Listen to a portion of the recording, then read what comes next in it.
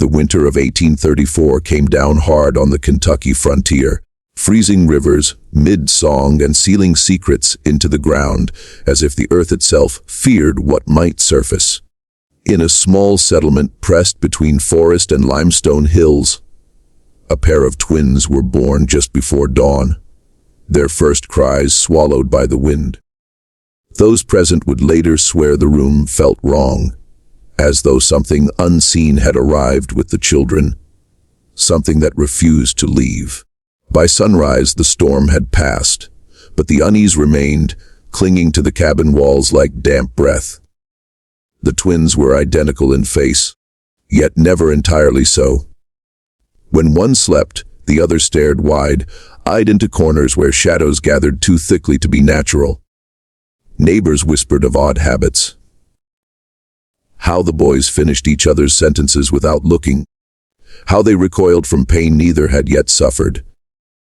Their mother kept them close, sensing that the world beyond her door was already sharpening its curiosity into fear. Even so, rumors traveled faster than wagons, and by the time the twins could walk, their names were spoken with caution, as if saying them aloud might invite something dreadful to listen. Years later, long after innocence should have dulled into normalcy, the mystery only deepened. Doctors failed to explain what preachers tried to condemn, and logic bent where faith and reason both broke. The twins grew into living questions, their existence challenging the very boundaries of flesh and soul. And in the quiet moments, when the lamps burned low and the hills went silent, it became clear that whatever bound them together was not merely blood, but something far older, darker, and unwilling to be understood. The night the twins were born, the storm did not behave like an ordinary winter squall. It arrived suddenly, without warning, tearing through the Kentucky hills as if summoned by something beneath the soil. Thunder cracked so close it rattled the cabin beams, and the wind forced its way through every gap, carrying with it a sharp, metallic cold. The midwife, a woman hardened by decades of frontier births, hesitated before crossing the threshold, later confessing that her hands shook not from the cold, but from an instinct she could not name. Inside, the air felt heavy, almost breathless, as though the room itself was holding something back. The labor was long and unnatural. The mother screamed, not only in pain but in confusion, claiming she could feel 2 heartbeats inside her chest instead of her womb. When the first child emerged, he was silent, his skin pale and damp, eyes already open and unfocused. The second followed moments later, with a sharp cry that cut through the storm outside, and it was then the midwife noticed what made her stagger backward. For a brief, terrifying moment, the twins appeared joined by a thin, dark membrane stretching between their shoulders, pulsing faintly as if alive. It was not flesh as she understood it, nor bone, but something elastic and shadowed, like a living thread drawn from darkness itself. Panic erupted in the room. Candles flickered violently, and one extinguished on its own, though no wind reached it. The midwife crossed herself and whispered prayers she had not spoken since childhood, convinced she was witnessing something forbidden. She reached for her knife, hands trembling, but before she could act, the membrane began to thin, dissolving almost like mist under sunlight. Within seconds, it was gone, leaving no wound, no scar, no sign it had ever existed. The twins lay separated, ordinary in appearance, breathing softly as if nothing strange had occurred. By morning, the storm had vanished as abruptly as it came. Neighbors who arrived to help found a quiet cabin and 2 healthy infants, and the midwife, pale and shaken, could find no physical evidence to justify her terror. She examined the children again and again, searching for marks, for signs of attachment, for anything that might prove she had not imagined it. There was nothing. Yet she could not rid herself of the certainty that something had withdrawn rather than disappeared. She warned the parents in hushed tones, urging them never to speak of the night, never to allow doctors or preachers to examine the boys too closely.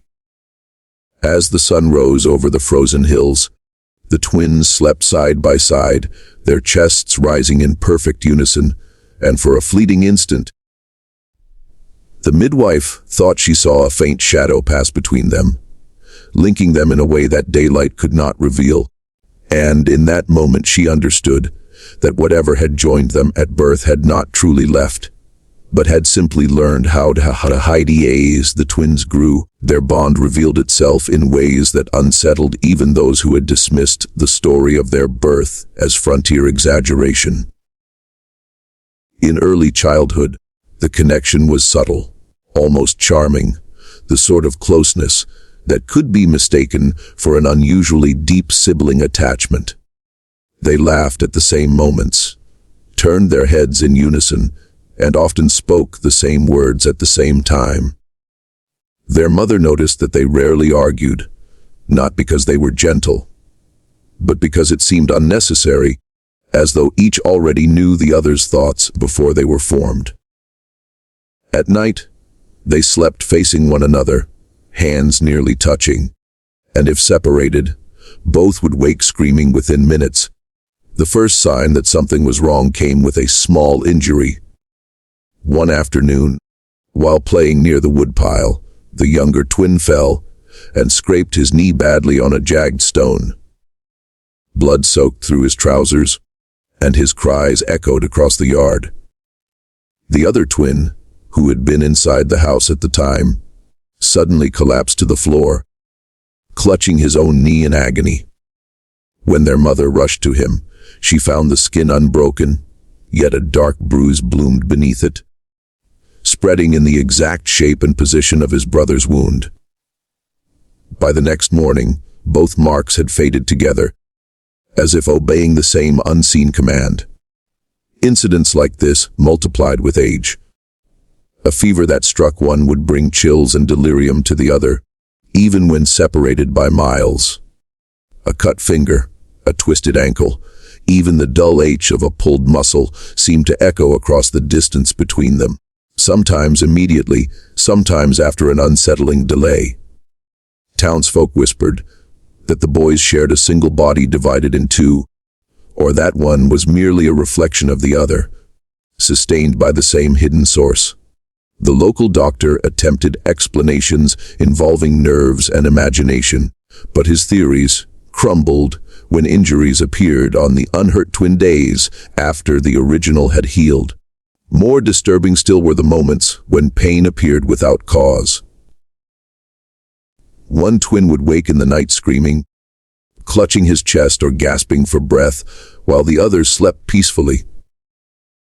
Days later, the second would suffer a matching episode, insisting he felt it long before it happened, as if the pain had traveled backward through time.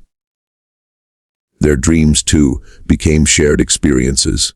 They described the same places, the same corridors of darkness, the same sensation of being pulled toward something neither could see. When questioned separately, their accounts matched too closely to be coincidence. By adolescence, fear replaced curiosity. The boys avoided injury not only for themselves, but for each other, moving through the world with a cautious, haunted awareness. They sensed that whatever linked them did not follow the rules of flesh or reason, and that each wound, each shared ache, was not merely a symptom, but a reminder that their lives were bound together by something that could not be severed without consequence. Something that watched and waited, measuring pain as if it were a language it understood all too well. The arrival of the physician marked the moment when rumor hardened into record. He came from the east, carrying polished instruments, leather-bound notebooks, and a confidence born of formal education rather than frontier instinct.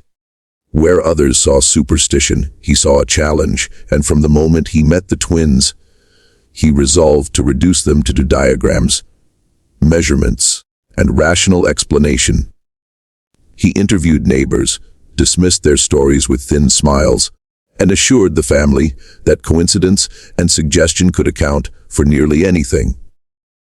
Yet even in those first hours, he noticed how the twins' pulses synchronized when they stood close, drifting apart only when he forced physical distance between them. He began with controlled observations. One twin was kept indoors, while the other worked in the fields under watchful eyes. When the boy outside nicked his hand on a sickle, the physician noted the exact minute. Nothing happened at first, and he allowed himself a quiet triumph. Nearly an hour later, however, the twin inside suddenly paled and complained of a burning sensation in his palm. Redness surfaced, spreading slowly, mimicking the shape of the original cut, though the skin remained intact. The physician examined it repeatedly, finding no external cause, no injury, no inflammation that followed known patterns. He recorded every detail, his handwriting growing tighter with each line. Determined to remove chance entirely, he introduced pain under strictly measured conditions, pricking one twin with a fine needle while the other sat restrained in a separate room. Sometimes the reaction was immediate, a flinch, a gasp, a mirrored drop of blood appearing where skin should have been unbroken. Other times there was nothing at all, followed hours later by swelling, bruising, or sharp cries from the untouched twin with no apparent trigger. The delays disturbed him more than the instant responses, suggesting not mere reflex, but some hidden process that ignored time itself. His notes began to contradict his training, and his language shifted from certainty to speculation. He explored explanations involving nervous sympathy, magnetism, and even shared imagination. Yet each theory collapsed under scrutiny. The twins reacted even when unaware of what was being done to the other, even when asleep, even when sedated with laudanum. Their heart rates aligned and diverged unpredictably, sometimes beating in perfect unison, sometimes echoing each other after long, inexplicable pauses. On one occasion, he documented a sudden drop in one twin's pulse, followed minutes later by the same change in the other, despite no visible distress. He stared at his instruments as if they had betrayed him. Late at night, alone with his journals, the physician began to doubt not the phenomenon, but the framework meant to contain it. He wrote of forces that could not be dissected, of connections that existed beyond nerves and blood, of a linkage that behaved less like anatomy and more like intent. His final entries grew cautious, almost fearful, warning that continued study might provoke responses beyond injury, and that whatever governed the twins' bond was not passive, not accidental, but aware in some fundamental way, responding to observation itself, as though it resented being reduced to ink and measurement. The death of the first twin did not arrive with the finality everyone expected. It came quietly, without struggle or visible cause, in the early hours before dawn when the house lay still, and the air felt unnaturally heavy. He was found lying on his back, eyes open, expression calm, as though he had simply stopped in the middle of a thought. There were no marks on his body, no signs of illness or injury, and the physician, summoned in haste, could find nothing that explained the sudden end. Yet even as the household descended into grief, an unsettling detail emerged that no one could ignore. The surviving twin did not wake when his brother was discovered. He slept on, breathing steadily, heart strong, untouched by the moment that should have shattered him. When he finally stirred hours later, he did not ask where his brother was. Instead, he spoke softly into the empty space beside him, murmuring words meant for someone only he could perceive. Those who heard him felt a chill settle over the room as he paused, listened, and responded, nodding as though carrying on a private conversation. It was only after this exchange ended that he seemed to notice the silence and ask why everyone looked afraid. In the days that followed, his behavior grew more disturbing. He reacted to stimuli that did not exist, turning his head at unheard whispers, flinching from touches that never came. When questioned, he insisted his brother was still with him, not as a memory, but as a presence that moved and spoke and felt. He described sensations of shared hunger, shared exhaustion, shared pain, all flowing through him as they always had, unchanged by death. At night, he was heard arguing in low tones, sometimes pleading, sometimes angry, as if negotiating boundaries that only one of them could sense. Physical signs soon reinforced the horror. Bruises appeared on his skin without cause, blooming and fading in patterns identical to those once shared between the twins. His pulse would suddenly falter, then recover, mirroring the erratic rhythms documented before his brother's death. The physician observed him closely, noting moments when the boy's voice shifted subtly in cadence and word choice, as though another presence briefly spoke through him. When asked questions meant to test memory, the boy answered not only for himself, but for his brother, recalling events he could not have witnessed alone. The line between the living and the dead began to blur in ways that defied reason. The surviving twin claimed he could feel his brother drifting farther away at times, then returning suddenly, bringing with him a crushing weight of sorrow or rage. He spoke of being crowded inside his own body, of sharing thoughts that were not entirely his, of fearing sleep because it left him alone with someone who no longer belonged to the world of breath. Those who listened realized with growing dread that death had not severed the bond as nature demanded, but had instead forced it inward, trapping whatever remained of the lost twin within the flesh and mind of the one still alive. The journal was sealed on a night when the house felt watched again.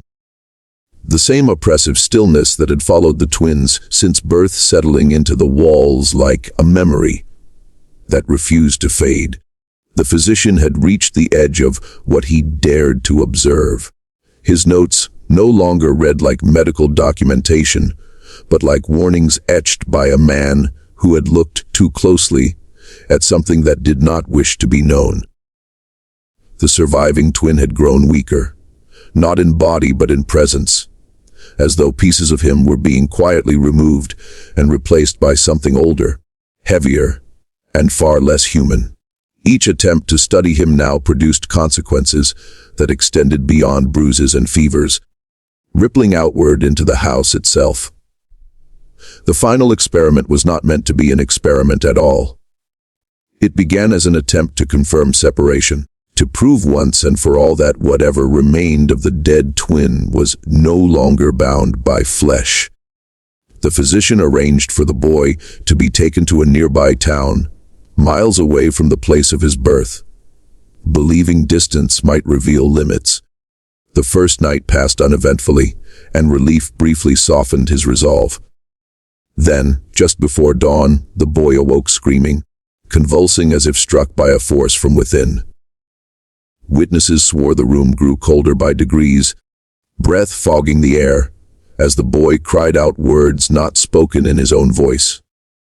When the physician reached him, the boy stared through him, pupils dilated, whispering fragments of sentences that matched entries written years earlier in the journal, phrases the child could never have read. In that moment, the physician understood that the bond had not weakened with death or distance, but had adapted. Whatever joined the twins did not require proximity, nor even life, to persist. It responded to attention, to scrutiny, to attempts at definition, growing more active the closer one came to understanding it. The boy survived the episode, but something had changed irreversibly. He no longer spoke of his brother as present or absent, but as waiting. He described a threshold that thinned each time questions were asked, each time measurements were taken, each time the bond was tested, as though it were a mechanism rather than a condition. The physician returned the child home at once and began to destroy portions of his work. Pages were burned, instruments packed away, correspondence abandoned. Yet some records he could not bring himself to erase. Those pages he gathered carefully, arranging them into a single volume that told the story from birth to that final night, including observations that contradicted everything medicine claimed to know. In the margins, his handwriting shifted again, no longer precise but urgent, warning that the phenomenon did not belong to the realm of illness or anatomy. He wrote that the twins were not an anomaly to be solved, but a boundary that had briefly become visible, and that probing it further risked allowing something to cross back fully. The sealing of the journal was not symbolic. He wrapped it in oilcloth, bound it with twine, and pressed wax over the knots until his hands shook with exhaustion. Before closing it, he added one final entry, written hastily, as if time itself were pressing against him. He stated that the last experiment had not ended when the boy recovered, that the true result was ongoing and unseen. He cautioned that future readers must resist the urge to continue where he had stopped, because the bond responded not to pain alone, but to curiosity. The more it was studied, the more it asserted itself, reshaping events in subtle, cumulative ways. Afterward, the journal was hidden beneath the floorboards of the house where the twins were born, placed there with a strange sense of apology. The physician did not stay to see what became of the boy. He left Kentucky within days, refusing to speak of the case again, even when pressed by colleagues who had heard fragments of the story. Those who knew him noticed that he avoided discussions of twins, of inheritance, of any theory that suggested the human body could share more than blood. In private letters, he hinted that some connections were not meant to be mapped, because they were not passive structures, but active forces capable of learning and resisting. Years passed, and the house grew quiet. The surviving twin aged, withdrawn and wary, as though carrying a secret that weighed more with time rather than less. Visitors claimed he sometimes paused mid-sentence, listening, his expression tightening, as if responding to an internal command. On certain nights, lights flickered without cause, and faint sounds echoed through the halls, footsteps where no one walked. No one ever retrieved the journal, but those who later lived in the house reported dreams of ink, stained pages and hands bound in twine, accompanied by an overwhelming sense that something below was aware of being forgotten. The warning contained within the sealed volume was never spoken aloud, yet it lingered all the same, woven into rumor and silence alike. It suggested that the mystery of the twins was not an isolated event, but a condition that could reemerge if given the right attention. The right questions, the right willingness to look beyond accepted limits. The physician believed that knowledge itself had played a role in sustaining the bond, that observation had fed it, shaped it, given it permission to persist. By sealing the journal, he hoped not to bury the truth, but to starve it, to deny it the gaze it required to remain active, trusting that ignorance might succeed where reason had failed, even as he feared that someday someone would find the book, break the wax, and begin reading again. End did not come with discovery, but with forgetting. The surviving twin lived long enough to watch the house empty around him, neighbors moving away one by one as if distance itself were a form of protection. In his final years, he rarely spoke, yet when he did, his words carried the weight of 2 lifetimes. Those closest to him noticed that he referred to himself in plural without realizing it, correcting himself only after long pauses, as though someone else had almost finished the sentence for him. When death finally claimed him, it was neither sudden nor violent. He simply lay down one evening and did not rise again, his expression marked not by fear, but by something closer to relief. What followed unsettled even those who believed the story had ended. The house stood vacant, yet sounds were reported for years afterward, measured footsteps that never crossed thresholds, soft murmurs that seemed to echo from beneath the floor. No one dared remove the boards where the journal was hidden. Those who tried felt an unexplainable pressure, a tightening in the chest, an instinctive certainty that touching what lay beneath would invite consequences no one could contain. Eventually, the structure decayed, the roof sagged, and nature began reclaiming what history wished to bury. The journal remained undiscovered, sealed not only by wax and wood, but by the gradual erosion of memory. Names faded from records, dates blurred, and the tale of the twins slipped into the category of regional myth, told in fragments and half-believed warnings. Yet on rare occasions, children born miles apart would claim to feel pains that were not their own, or speak of dreams shared with someone they had never met.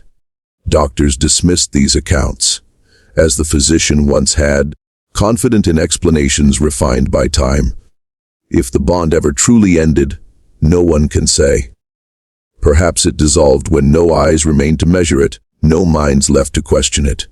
Or perhaps it persists in quieter forms, adapting as it always had, waiting for the moment when curiosity outweighs caution. The house is gone now, the land indistinguishable from the hills around it, but some boundaries do not require walls to exist. They only require attention, and as long as there are those willing to look too closely, the mystery of the twins remains unfinished, patient and aware.